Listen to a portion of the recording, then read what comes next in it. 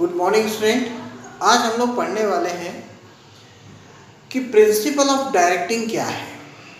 देखिए, principle of directing क्या है, इसका मतलब ये होता है कि एक डायरेक्टिंग में किन किन चीज़ों को इंक्लूड रहना चाहिए, कौन कौन सी चीज़ें जो है वो डायरेक्टिंग में आनी चाहिए। तो प्रिंसिपल ऑफ डायरेक्टिंग का मतलब यहाँ पर यह है कि डायरेक्टिंग जो आप चैप्टर अभी पढ़ रहे हैं, तो जब कोई मैनेजर इस डायरेक्टिंग प्रोसेस को अप्लाई करता है तो उस समय जब वो डायरेक्टिंग का काम कर रहा है तो उसके पास किन किन चीज़ों का होना ज़रूरी है, उनकी बातों में किन किन चीज़ों को शामिल होना ज़रूरी है, इसी को हम लोग यहाँ पर कहते हैं प्रिंसिपल ऑफ डायरेक्टिंग। तो हम चैप्टर को हमारे शुरू करें, इस बात को हम समझें, उसके पहले हम लोग एक बात को ये समझने का कोशिश करते हैं कि फाइनली डायरेक्टिंग क्यों की जाती है। तो डायरेक्टिंग इसलिए की जाती होगी ना, ताकि जो एक वर्कर आपके यहाँ काम कर रहा है उसका मैक्सिमम पोटेंशियल आप यूज़ कर पाएँ और अपने बिजनेस के ऑब्जेक्टिव जो आपने सेट किया है उसको अचीव कर पाएँ। तो मैक्सिमम इंडिविजुअल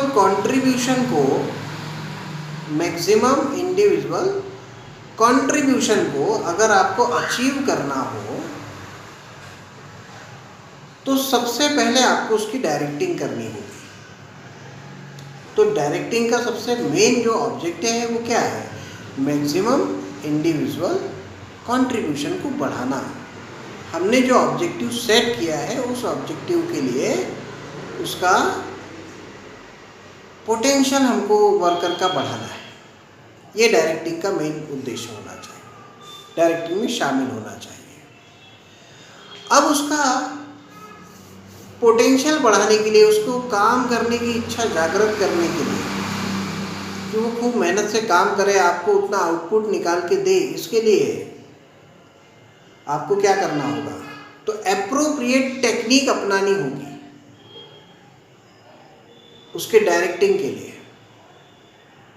एप्रोप्रिएट टेक्निक, उसका पहले बिहेवियर आपको चेक करना होगा, वो किस तरीके के व्यक्ति है। क्योंकि बहुत से लोगों के लिए कैश मायने रखता है, बहुत से लोगों के लिए कैश मायने नहीं रखता है। तीसरी बात, आपको अपने ऑर्गेनाइजेशन में हार्मनी मेंटेन करके रखनी है। कॉन्फ्लिक्ट्स नहीं होने चाहिए, झगड़े नहीं होने चाहिए, स्ट्राइक नहीं होनी चाहिए।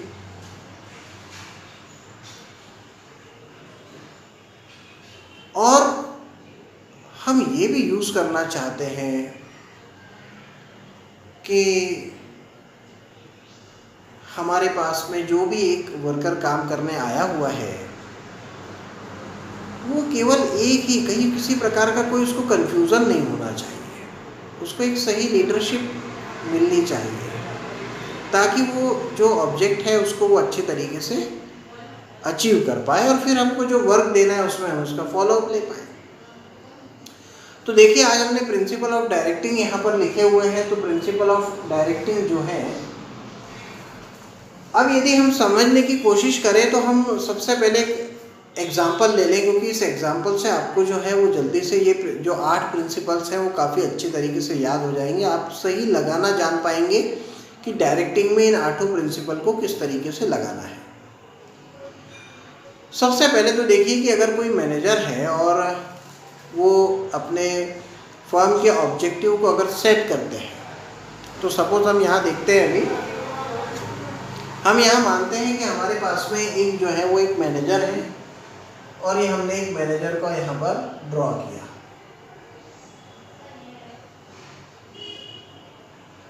तो ये हमारे पास मैनेजर है। अब ये जो मैनेजर है, इनका अगर हम देखें, इनकी बात अगर हम करें तो ये क्या करेंगे, इनका ध्यान अपने ऑफिस में होगा। तो ऑफिस में तो बहुत सारे एम्प्लॉय भी वर्क कर रहे हैं, ये सभी एम्प्लॉय हैं जो ऑफिस में वर्क कर रहे हैं। और ये जो एम्प्लॉय जो अभी ऑफिस में वर्क कर रहे हैं, देखिए इन सभी लोगों के लिए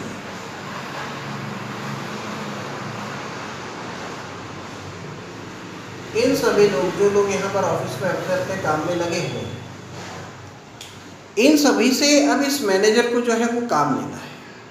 तो सबसे पहले हर व्यक्ति की खूबी को देखते हुए उसका मैक्सिमम पोटेंशियल पता करना है, उसको मैक्सिमम आउटपुट उससे लेकर आना है।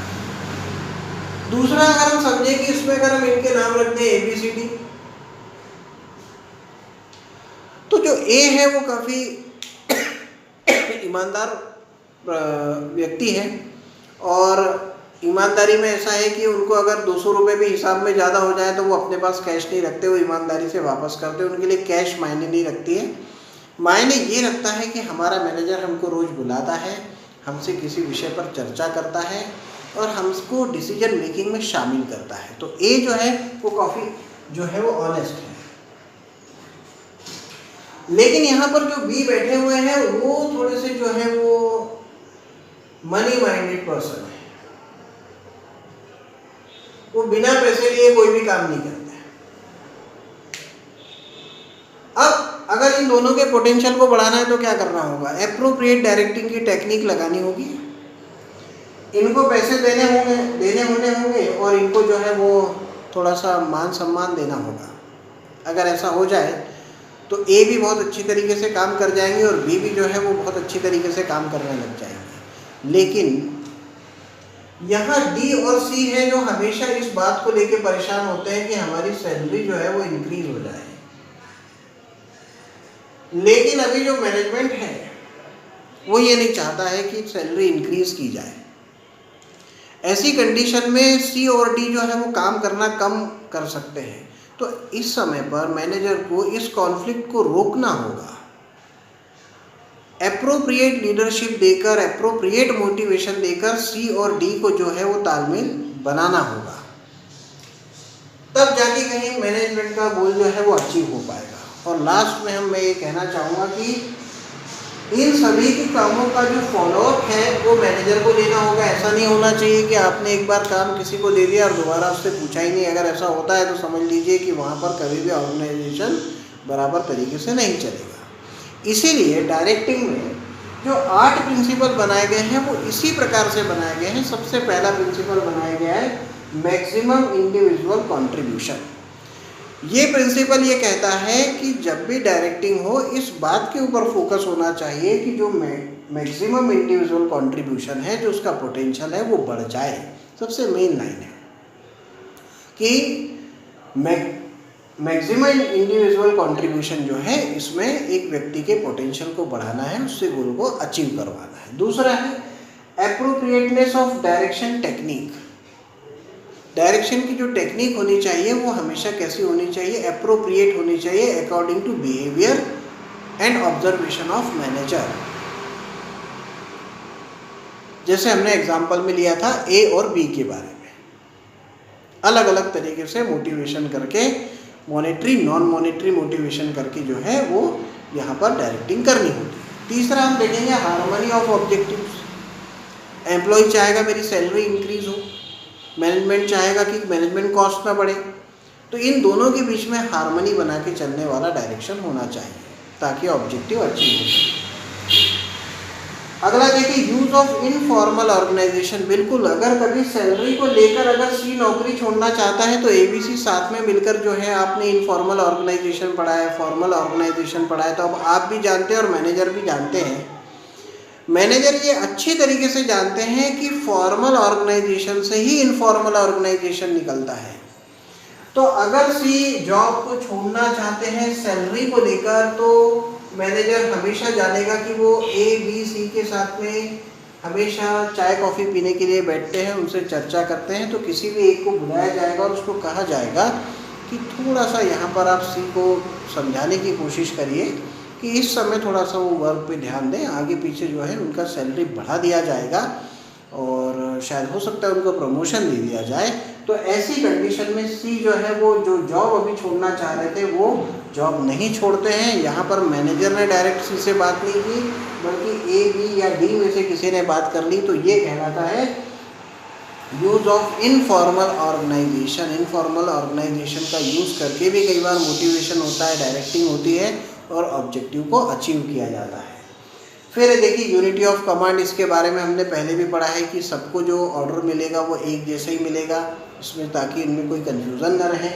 अगला है मैनेजरियल कम्युनिकेशन। जो भी मैनेजरियल कम्युनिकेशन है वो अपने एम्प्लॉयज़ के साथ कैसा होना चाहिए, तो वो क्लियर होना चाहिए, कभी भी उसमें किसी प्रकार की कोई गड़बड़ी नहीं होनी चाहिए, कोई कन्फ्यूज़न नहीं होना चाहिए। सातवां है लीडरशिप। बिना लीडरशिप के डायरेक्टिंग की नहीं जा सकती, इसलिए प्रिंसिपल ऑफ डायरेक्टिंग कहते हैं कि भाई लीडरशिप का होना ज़रूरी है। और फॉलो थ्रू का मतलब यहाँ पर है आठवां प्रिंसिपल, जिसको हम लोग कहेंगे कि यहाँ कहा गया है कि अब जो भी मैनेजर ने काम दिया है उसका मैनेजर फॉलो अप ले। तो हम कहेंगे कि अगर प्रिंसिपल ऑफ डायरेक्टिंग की बात करें तो कैसे याद रखेंगे, तो सबसे पहला नाम हमको याद रखना होगा मैक्सिमम इंडिविजुअल कंट्रीब्यूशन। दूसरा याद रखना पड़ेगा एप्रोप्रिएट टेक्निक ऑफ डायरेक्टिंग। तीसरा हमको ध्यान में रखना पड़ेगा हार्मनी ऑफ ऑब्जेक्टिव। चौथा हमको यहाँ ध्यान रखना पड़ेगा यूज़ ऑफ इनफॉर्मल ऑर्गेनाइजेशन। पांचवा हम याद रखेंगे यूनिटी ऑफ कमांड। छठवां हम लोग याद रखेंगे यहाँ पर मैनेजेरियल कम्युनिकेशन। सातवां याद रखेंगे हम लीडरशिप। और आठवां हम याद रखेंगे फॉलो अप या फिर फॉलो अप थ्रू। तो यहाँ पर हमने आज डायरेक्टिंग के प्रिंसिपल को समझा है। आठों प्रिंसिपल किस तरीके से मैंने आपको कहानी से बताया है, ऐसा एक बार आप रिपीट करें और इस टॉपिक को एक बार जो है वो पहले पढ़ लें, तो आपको ज़रूर ये टॉपिक जो है अच्छी तरीके से बन भी जाएगा और याद भी हो जाएगा।